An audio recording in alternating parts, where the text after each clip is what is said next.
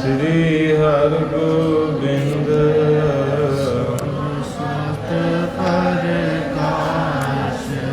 Sri Har Rai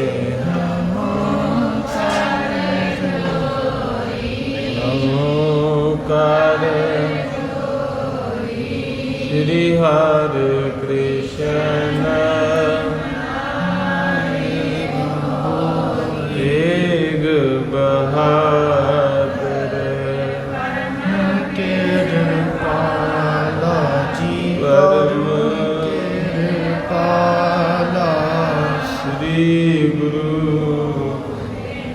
Singh Desala Taram Tara Tar Pun Pun Si Saji Pun Pun Si Sa Bandam Bar Har Jagdisha Jismai Amrit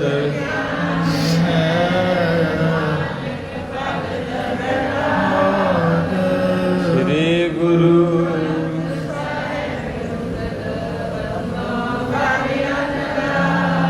Ek Onkar Satguru Teh Prasad Sach Vaheguru Ji Ki Fateh hai Asan Soy Vaheguru Ji Ki Fateh hai Vign Vinasan Soy Satnam Shri Vaheguru Sahib Ji Nanak ਤਾ ਮਨ ਕੀ ਮਨ ਜਾਣ ਸੁਆਨਨ ban ਭਨੇ ਮੁਸਕਾਨੇ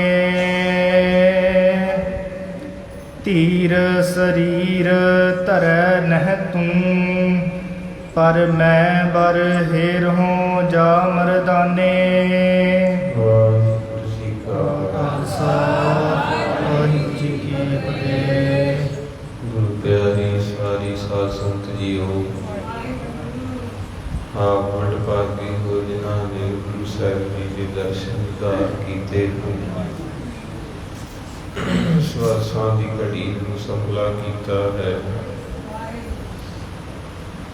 ਸੰਧਿਆ ਦੇ ਦੀਵਾਨ ਪ੍ਰਾਰੰਭ ਹੋਏ ਹਨ ਗੁਰ ਇਤਿਹਾਸ ਦੀ ਸੁੰਦਰ ਕਥਾ ਕਾਮਰੂਪ ਦੇਸ਼ ਦੇ ਵਿੱਚ ਗੁਰੂ ਨਾਨਕ ਸਾਹਿਬ ਜੀ ਪਧਾਰੇ ਹਨ ਸ੍ਰਿਸ਼ਟੀ ਨੂੰ ਤਾਰਨ ਵਾਸਤੇ ਠਾਰਨ ਵਾਸਤੇ ਉਬਾਰਨ ਵਾਸਤੇ ਆਪ ਨਾਰਾਇਣ ਕਲਾ ਧਾਰ ਜਗ ਮਹਿ ਪ੍ਰਗਟੇ